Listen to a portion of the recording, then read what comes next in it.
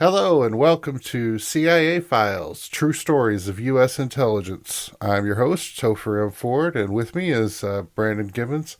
Brandon, how are you doing? Oh, I'm doing pretty well for Halloween.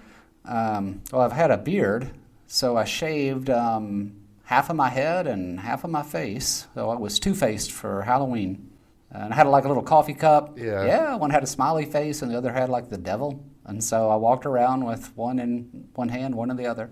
Bearded me had the smiling face. Yes, I forgot about Halloween, and I always get excited about Halloween because I would love to celebrate it, but when the actual day comes, I usually have so much stuff going on that I just forget. And I felt terrible. We had one child come up to the door for candy, and I didn't have any candy, so I had to. And Did you that's get tricked? no. They just looked disappointed. So,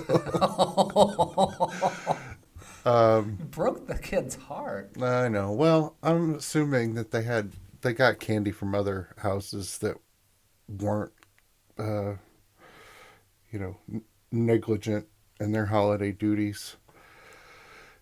Yeah. So this episode, Frank Wisner of the CIA. He is, as I've been learning about the CIA, he's been one of the characters that I found really interesting. And I think that it's like, just like Kim Philby was supposedly, Frank Wisner was a true believer. You know, we have we have different people that we come across in these stories who are not true believers. You know, they're in it for money or power. Like I would argue that Alan Dulles was not a true believer. That he was just in it for the fun and the prestige. There are others. Different people are different things, I suppose. But Kim Philby was a true believer. Of course, what he truly believed in was Yeah. communism, um, and but true believer nonetheless. And Frank Wisner was a true believer in the opposite. Um, Not so much capitalism as it is just, um, he saw a lot of horrors committed by the Soviet armies, and it really traumatized him, I think, and really motivated him. So he started off as, I would say, a good guy, but that didn't last too long. It didn't last As too long. Well, what did they say about the road to hell? It's paved yeah, with what? good intentions, yeah, and that's exactly what Frank Wisner contributed to, and I think that we'll see with this first episode where we get into Frank Wisner and his origin story. You know, he seems like a very sympathetic character, very driven. He came from privilege. He grew up with wealth and connections and all of those things. But he still decided to dedicate his life to public service and to doing what he thought was right. Of course, once we get past the first episode, on down the road and get more into Frank Wisner's life, we'll see that he was he tested out that notion of the ends justifying the means, because he went through a ton of means, a ton of. He tried everything, and Oh, once we it's get into very. what's that? It sounds very Nietzschean. When you stare into the abyss stares back. Yeah, he definitely looked into some dark places, and those dark places touched him you know, definitely left a mark on him. But yeah, that's later down the road. For now, we're just going to learn about the origin story of Frank Gardner Frank Gardner Wisner. So here is part one. We are not professing to tell you the complete story of these activities.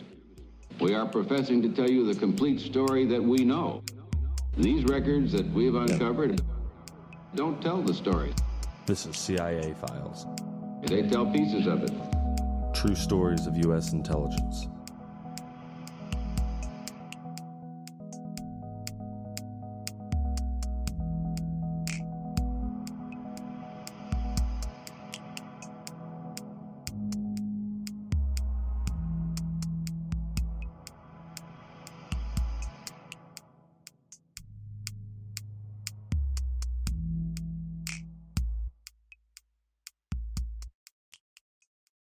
In a word, I have caught up with the war, and I do not intend to get behind it again. Frank Wisner. Were it not for a handful of loud, persistent voices shouting fire about Stalin's intentions toward Western values, the Cold War may well have never occurred, or may at least have been less brutal, less deadly. And maybe the United States wouldn't have compromised its stated moral codes so egregiously in the decades following the end of the Second World War.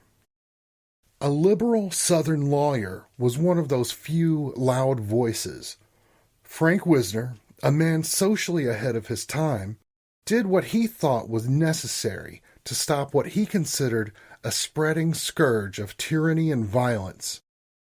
And in doing so, he enabled innumerable crimes against humanity. Frank Wisner also helped destroy the people's trust in the U.S. government and the news media once the public learned of how he influenced mass media to spread propaganda. And his role in grand conspiracies, such as Operation Mockingbird and Project MKUltra, today serve as an inspiration for dangerously delusional thinking.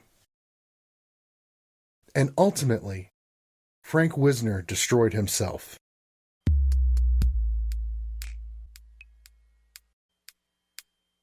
Frank Gardner Wisner was born in Laurel, Mississippi in 1909.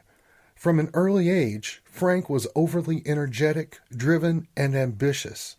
One of his school teachers said of him, Childhood acquaintances of Frank Gardner Wisner rarely recalled seeing him walk. He seemed to run everywhere. Even as a boy, he fairly crackled with a kind of impatient energy.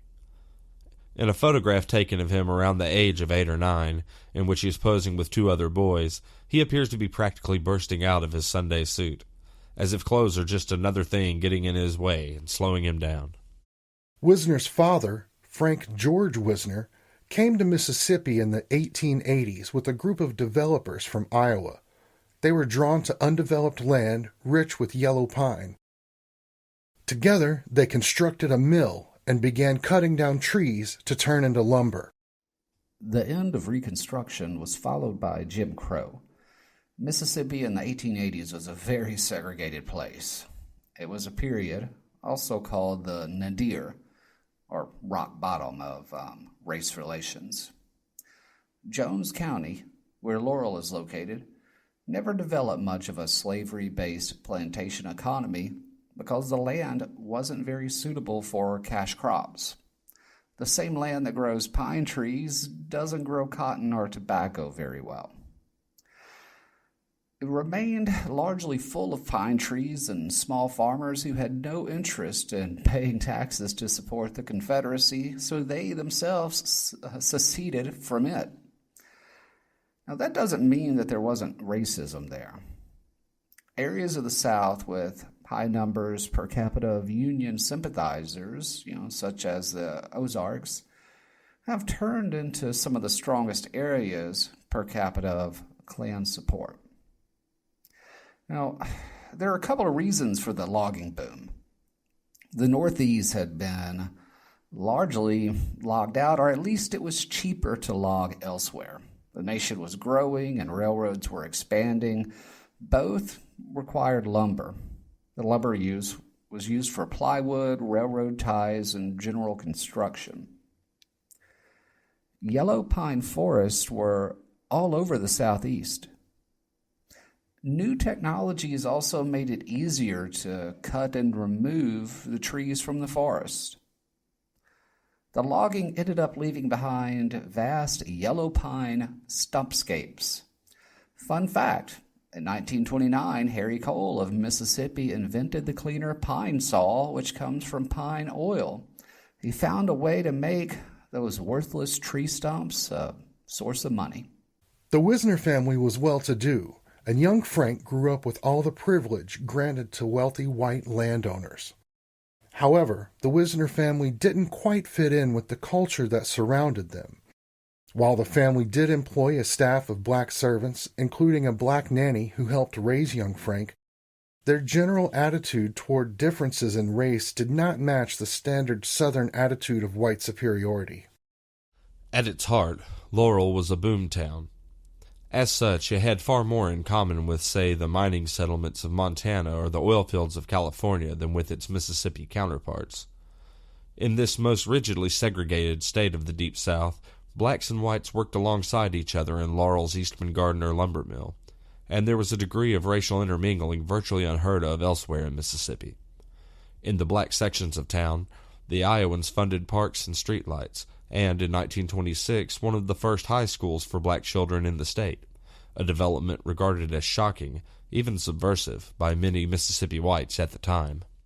Mississippi was run on the state level by the Bourbon Democrats. The Bourbon Democrats would be something like modern-day libertarians or maybe Tea Party patriots. They believed in states' rights, local control, and low regulation. They wanted the civil service to be as small as possible. They also wanted to stick to the gold standard.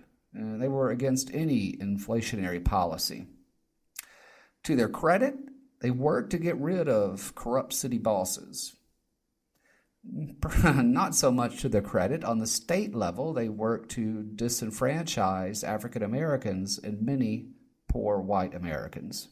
Mississippi's economy relied on a credit lien system. Farmers who didn't already have land got supplies on credit. Some that even did have land, they got, but not enough money to front, the cost of the supplies they needed. They got it on credit. And this often included, even just food and basic staples. The local store owner or the merchants that controlled that, they maintained a monopoly on that service, and they formed these sort of informal cartels. Farmers from X had to go to Y merchant. Farmers from A had to go to B merchant. In this way, without competition, the merchants could keep prices high and interest rates on their credit high. In the end, farmers were just working to pay debts.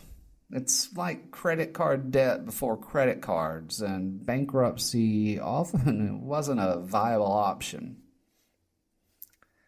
A group called the Farmers Alliance tried to organize a system of government loans to free farmers from the system, but it never took off in Mississippi.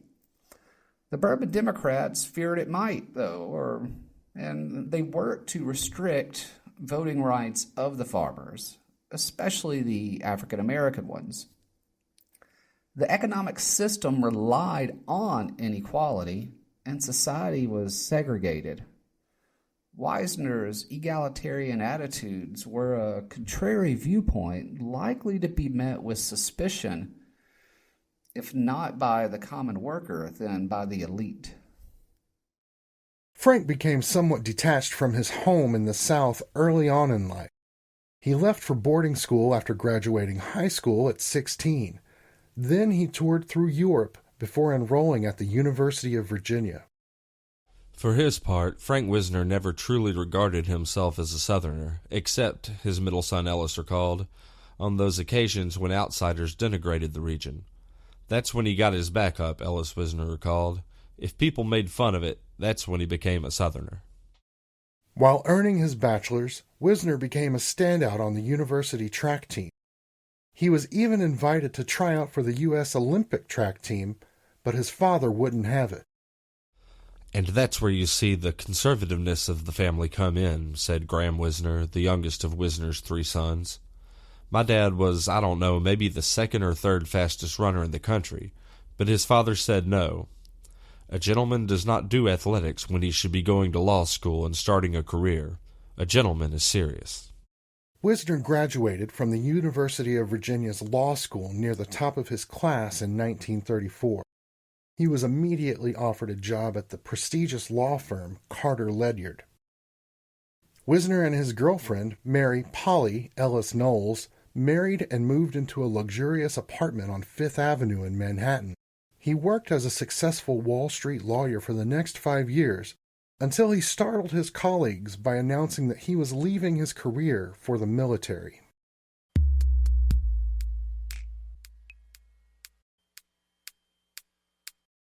A follower of global news, Wisner had been watching Europe move closer and closer to war, and contrary to popular opinion at the time, he felt that the United States should assist the Allied powers. Even further, he felt that U.S. involvement was inevitable. He joined the Navy in early 1941 with the commission of lieutenant junior grade and was assigned to the Office of Naval Intelligence. On December 12th of that year, Japan attacked Pearl Harbor, forcing the United States into the war. Working in naval intelligence at the time, Wisner took this unforeseen attack especially hard. It also settled the debate over whether or not the U.S. should enter the war. While U.S. soldiers began moving to the various battlefields across the globe, Wisner, because of his education and experience as a lawyer, spent most of his time behind a desk. But he still held the same frenetic energy and ambition of his childhood, and he longed to get into the field. Instead, he spent the next 2 years in the New York Naval Cable and Radio Censorship Office, editing letters and documents. However, his experience at Carter Ledyard came in handy when another former corporate lawyer was given a special task by President Franklin Roosevelt. His name was Wild Bill Donovan, and his task was to build the president a new intelligence service dubbed the Office of Strategic Services. Donovan did well for himself during the Depression as a corporate attorney handling mergers and acquisitions. He ran in very elite circles, and he had celebrities as clients as well. He began visiting Europe as a businessman. He even met with Mussolini and got permission to visit the front lines in Ethiopia. Now remember, in war, raw materials are important, and being a business person gives you the perfect cover to find out who is buying what raw materials. Unusually large orders of metal may indicate rearmament, for example. Well, he was well known and well liked in the upper social circles. When Roosevelt sent him to investigate Britain's ability to fend off a German invasion, he hit it off famously with Churchill and William Stephenson. You know, Intrepid. We did an episode on him. These two also got along very well with Roosevelt, and they convinced Roosevelt to have William Stephenson help William Donovan create an intelligence agency. So we get Big Bill and Little Bill setting up the Office of Strategic Services, OSS. These two, working together, used their connections to build a network with actors as well as business and social elites. The OSS office was placed directly above the British Intelligence Office in New York. The OSS office was so full of socialites, people joked OSS stood for Oh So Social. Come on, what super rich person wouldn't want to be part of a spy ring? Even Coco Chanel got in on it. Well, for the Nazis, though. But still, spy work can be irresistible for the bored, wealthy.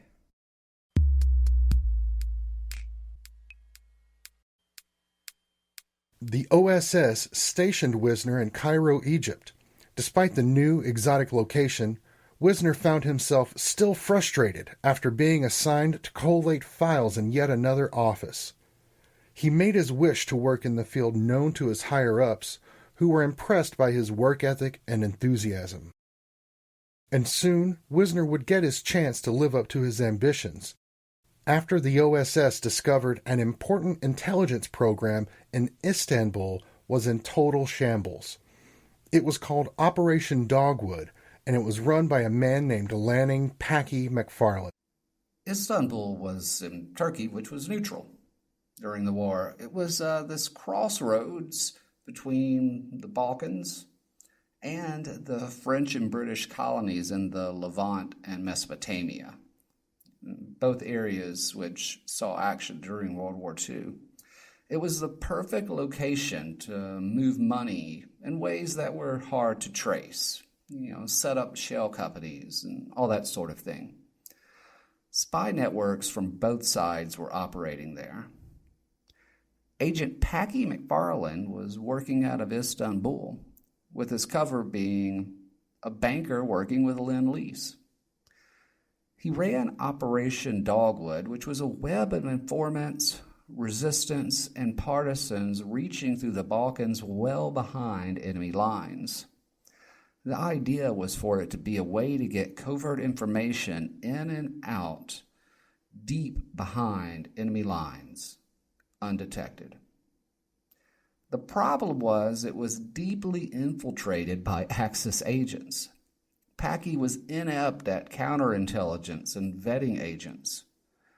Packy's office's discipline was so bad, letters left his office with Office of Strategic Services on the addressing envelopes. The OSS sent Wisner to Istanbul to replace McFarland and to repair the spy rings that McFarland had squandered. Unlike McFarland, Wisner took his role and his duties, as well as standard operating procedures, seriously. Soon, though, he'd be given a more important posting after Romania turned on their German allies, switching sides mid-war. There are three major factors to consider. One is, why did Romania join the Axis? Two, why might they have feared the Soviets so much? And three, what were the general political feelings of the populace? So I'll start with the first one, and it's going to take a minute. Why did they join the Axis?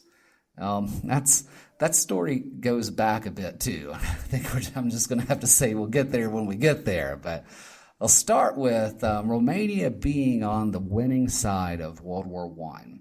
And they ended up with Bessarabia, modern-day Moldova, which had been part of Russia.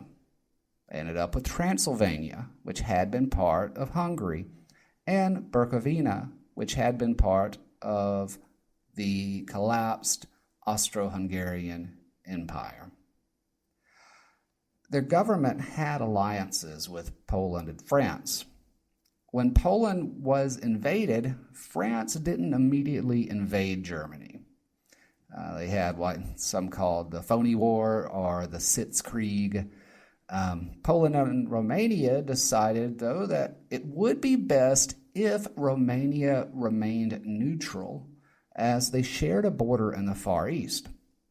Supplies could be sent via Romanian ports and railways, and if necessary, the Polish army could be evacuated through Romania. And that's essentially what happened.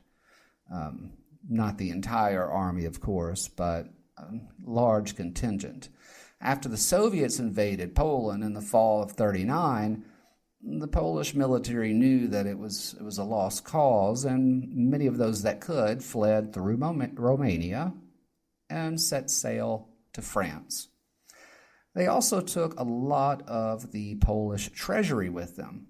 I think about half of the treasury was deposited in Romanian banks. Well, in late June 1940, the Soviets demanded the return of Bessarabia. The Romanians obviously feared that if they said no, then the Soviets would invade from the east and a few days later, Germany or Hungary would invade from the north, much as Poland had been gobbled up. So they acquiesced. Romanians seem to have been pressured into either joining the fascists or buddying up with the Soviet Union. The Romanian monarchy was of German descent, and overall they had pretty good relations. They never really got along with the Russians, as they disagreed over Bessarabia for centuries. Romania wanted to be on the Allied side, but Romania felt that France hadn't kept its promises to Poland, and now that they were being threatened by Russia, they needed to find a way to be protected, and England and France just weren't capable, and the United States was still in its isolationist phase. King Carol repudiated Romania's treaty with France. He then sent a message to Hitler to possibly renew an old Romanian-German alliance. Hitler's precondition was that Romania needed to have good relations with Germany's Axis buddies, the first ones to get on the bandwagon, Hungary and Bulgaria. So Hungary was able to make its claim on Transylvania, and Bulgaria made a claim on Dobruja. Now, through arbitration, Romania negotiated the return of the northern half of Transylvania. Now, this was signed late August 1940. And in September, they transferred southern Dobruja to Bulgaria. Now, elements of the Romanian government wanted the military to resist arbitration, but it was seen as impractical. This had the effect of putting Romania in good graces with the Axis powers, but it also made the government look weak. Like many of them they did not want to give that land up. It was a major defeat in many ways. So King Carol, he was replaced by his son Michael, who became a figurehead king for a fascist government led by Antonescu. If you can't beat them, join them, huh? Well, Antonescu embraced fascism wholeheartedly, passed anti-Semitic laws, had political dissenters arrested and often killed. I think it was even by October, German soldiers started arriving and setting up bases and defenses in Romania, like hundreds of thousands eventually. Now, it should be noted that Antonescu was not universally popular, even among fascists. There was a coup against him, attempted more or less by his own party. Once the Germans invaded Soviet Union with Operation Barbarossa, things briefly looked up for Romania. They reacquired Bessarabia and were promised more territory. But by August 1944, the Soviets were knocking at the door. Anti-Antonescu politicians and military officers convinced King Michael to lead a coup. He did so successfully, and by mid-September had managed to get an armistice signed with the Allies. After the armistice, the Romanian army fought alongside the Soviets. Still, there were over 100,000 Romanian prisoners of war in Soviet prisons. Why did the Romanians fear the Soviets so much? Well, the Soviet occupations of Bessarabia and Bukovina were not without bloodshed and strife. Between the Soviet occupation and Operation Barbarossa, the Soviets deported upwards of 300,000 Romanians from Bessarabia to Siberia. Tens of thousands were killed. There was also the Fontana Alba massacre in 1941, in which a large number of Romanians and others in Bukovina tried to cross into Romania. The Soviet guards gave warning shots, but did open fire on the people, killing 24 to 200 people. In that year, under Soviet occupation, over 10,000 Bukovinians were deported to Siberia. What's clear is that if the Soviets occupy a place, you can't leave, and free thinking is very dangerous. There was also the Katyn massacre in Poland. A mass grave of Polish soldiers was found in German-occupied Soviet Union. It contained 22,000 Polish soldiers and intellectuals murdered by Soviet forces. The Germans made sure that that news made the rounds. So if the Soviets were willing to kill 22,000 Polish people pretty much arbitrarily, it logically followed that the same would be done to Romanians. Of course, Romanian communists wouldn't be afraid of those things. They could simply choose not to believe them, or call it fake news, or Nazi or capitalist propaganda. And the third issue that I would think of is like, well, what were the people's general feelings politically? Well, it was pretty divided. The initial leadership leaned toward the Allied side, like they wanted to be on the Allied side. The fascists took power by force, and even the other fascists didn't like them. They never wholeheartedly took up fascism, just as they never wholeheartedly took up communism. So to sum it up, the Romanians signed up with the Axis because they didn't really have much of a choice. They had a history of dispute with Russia, and the Soviet army had a reputation for brutality. The people weren't really all that in favor of fascism to begin with. They started the war wanting to be on the Allied side. Once they had the opportunity to actually join the Allies and be protected from both the Nazis and the Soviets, they jumped at it. Unfortunately for them, the Allied powers had already agreed to leave Romania within the sphere of influence of the Soviets. The Germans left in a rush, leaving behind a massive wealth of sensitive information. Within the Nazi files, the Americans found the locations of manufacturing sites, fighter plane depots, and other installations key to the German war effort, which the Allies subsequently bombed. They also found records of tens of thousands of Nazi Party members, among other pertinent intelligence. Because Romanians were so afraid of their impending Russian occupiers, many of the wealthier residents begged U.S. soldiers to board in their homes to prevent Soviet soldiers from looting all of their possessions. While in Bucharest, Wisner accepted such an invitation from a wealthy beer magnate named Dumitru Bragadiru. Wisner and his team set up shop in one of the wings of Bragadiru's sprawling mansion. The mood in Bucharest following the Nazis' retreat was one of relief and joy. For the first couple of months, the wealthy freely shared their best wines and liquors, and opulent feasts were served every night. While staying there, Wisner met the wife of his host, a young woman named Princess Tanda Karagia. The two of them were rumored to be having a tawdry affair under the roof of her husband's mansion. This illicit affair would come back to haunt Wisner later on when FBI head J. Edgar Hoover started looking for ways to compromise the CIA by attacking its members. Eventually, though, the celebratory mood eased, and Wisner and his team relocated to more modest accommodations with fewer distractions. Wild Bill Donovan had sent Wisner to Romania with clear instructions to quietly observe the Soviets during their occupation. What Wisner saw did not improve his view of Stalin's communists. Wisner watched as Soviets went about pressuring conservative officials out of public office and enabling communist politicians to take their place. Scott Anderson described this overall tactic and its results in The Quiet Americans.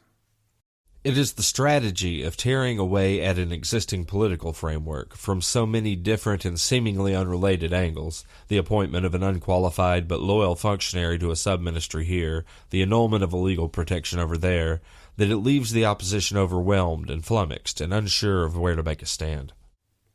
Wisner sent back word of his fears to Donovan, but was told to tone it down.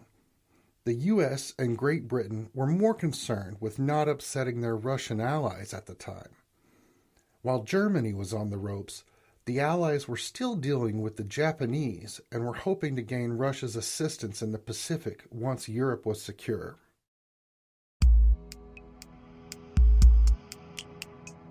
Yay! That was such a good episode. Yay! Welcome back, everybody. Brandon, what did you think? What did you think about Frank Wisner? At least at the onset. It's a pretty fascinating story. I mean, I always keep saying nothing's going to surprise me. Nothing's going to surprise me, but something always surprises me. Yeah, and it was interesting. His family coming from Mississippi. It's pretty close to our neck of the woods in Arkansas. Yeah, and it's always an interesting story to see like people with a liberal mindset come out of that place. Well, there's always still that tradition, of the scalawag in the South. You always had that person, the village scalawag that was just like you viewed him as a contrarian, like, oh, that's the one guy that voted for Lincoln or something, and or Would you say that the Wisners qualified as carpetbaggers, or was that a little too late? I'm sure they were called that. I imagine they were called that. And the carpetbagger has a negative connotation because they were viewed as being exploitative. But I don't know if that's opportunists, right? Yeah. Just like, well, they the South is in shambles. I can travel down there from my home in the North and make some money. Yeah, pick things up for pennies on the dollar, and surely there was a lot of that, but there was also a lot of people coming down trying to just make money in good old capitalist fashion, which like the Wisners, they of course they exploited the land, but that's not something that would really aggravate your good old capitalist. He came down and they turned that woodland into something profitable and gave people jobs in the process and helped bring money into the region. That's the classic tale of positive growth of America.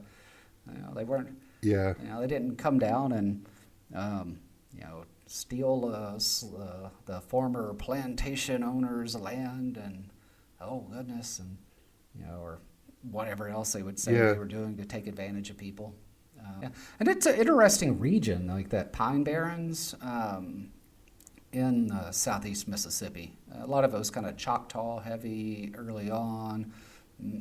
Of course, the vast majority of the Choctaw were moved to Oklahoma. Is one way of putting it.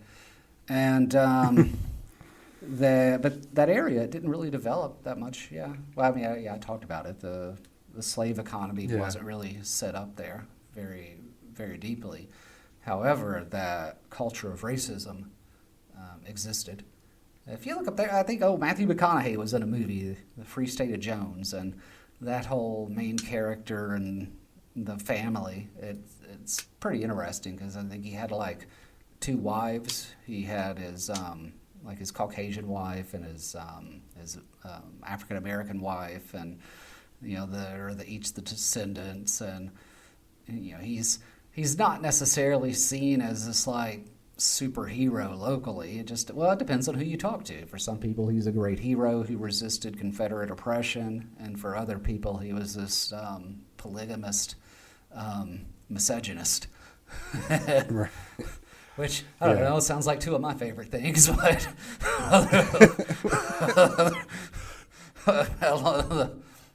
other people just wouldn't approve. Another thing that I think was interesting to come out of the Frank Wisner story is where we get some light is shed on the Soviet army and, their tactics, I guess you would say, as far as how they treated the people that they conquered, I guess is the right word. I don't know. Right. Well, but, as their army marched west and, but then I can't help but wonder how much of that was like you would just consider as like standard operating procedure for the Soviet army at the time, and how much of it was, this anger toward the Germans for betraying them, So I wonder how much of that was revenge. Well, I met a Polish fellow once, and we were talking about Poland and part of it being under Austria and part of it being under Russia, and the things people would do, the legal loopholes in the Austrian-controlled area, because they had some discriminatory laws, but if you were clever enough, you could come up with tricks like, oh, you can't improve your house, so put wheels on your house, and then you can improve that. And the Austrians would just kind of, well, that's the letter of the law. But the Russians were like, no, we're just going to burn it down. But at the end of the day, the Russian government has always been harshest on the Russian people.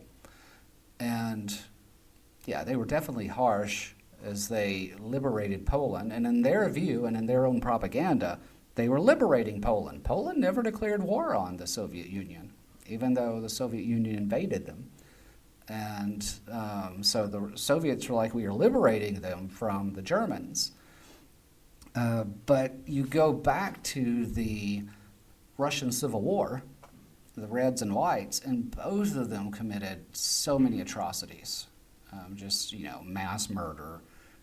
I guess you could call it genocide, but it wasn't intentionally trying to wipe out a particular genetic group necessarily, but it was wiping out large groups of people. And, so you had the Red Terror, but there was also the White Terror. And I don't know if the Russians moving in, what the things they did in Prussia, or even Poland and Romania and wherever else in Germany, I don't know how much of it was targeted revenge or just that's kind of what that army did.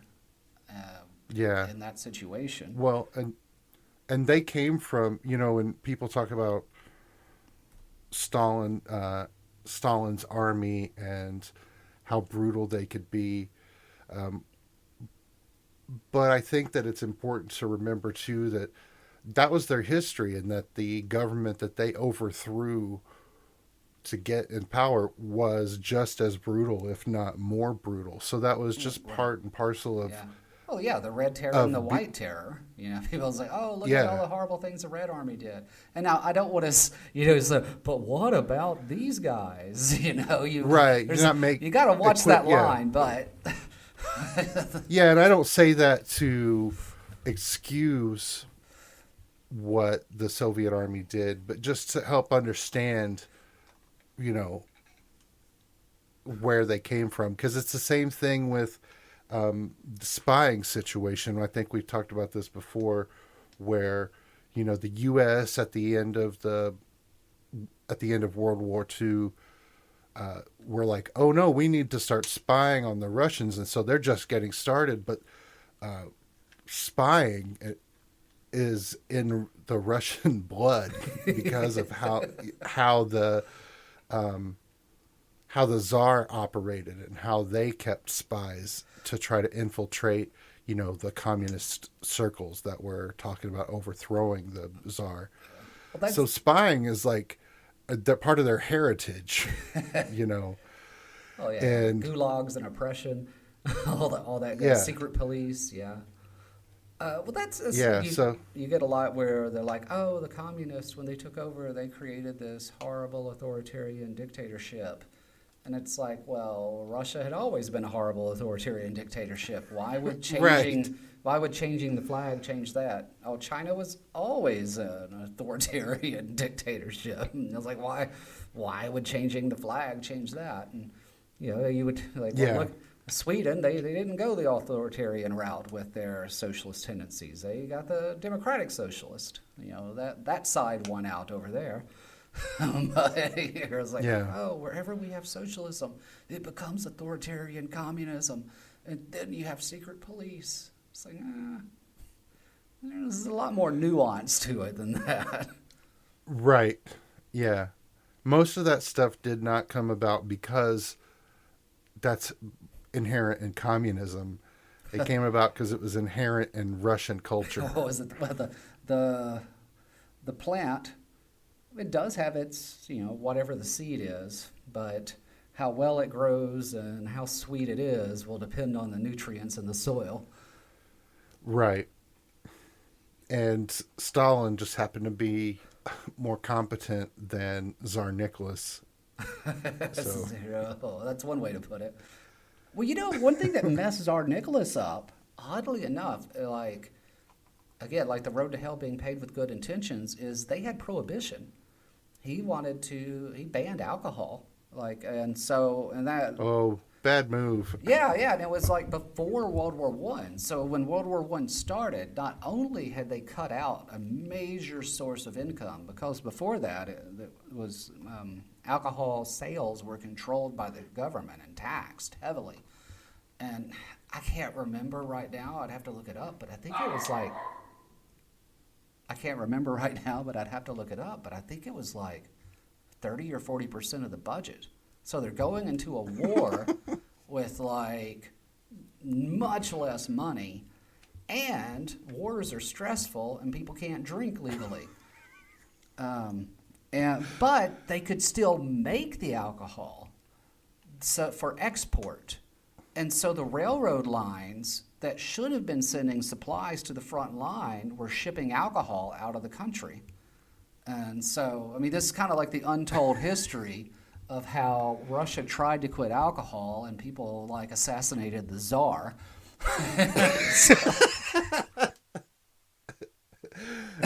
That's pretty good. Yeah. Well, so that's the setup of Frank Wisner. He's going to come to be much more important as we progress through the story. He was one of the driving factors. There was a point in time right after World War II, as we learned, where the powers that be in the United States didn't want to even have to think about Russia.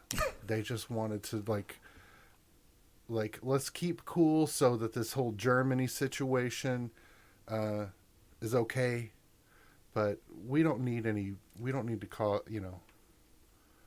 we don't want to start anything with Russia. And Frank Wisner is there going, I'm telling you. So he's going to be one of the voices that we hear speaking up to ramp up the Cold War. And again, it's maybe one of the first of many things that Frank Wisner does that has very good intentions, but in the long run is very destructive. Kids, if there's any lesson you learn, be apathetic. Be apathetic. Absolutely. Stop giving a shit. All the world's problems are caused by people who give a shit. Wait, did we just turn Republican here? We just get super conservative? Anyway, we'll be back soon with the next episode. It's going to be fun, I guess, if you want to call it that. All right. Until next time. All right. Yeah. Thanks for listening. Be sure to hit up all the socials, the Facebook, CIA Files, Twitter, Instagram, at CIA Files Podcast. Website, of course, ciafiles.net. Be sure to like us, rate us, and subscribe if you like what you hear. And we'll have more for you soon. Thanks for listening.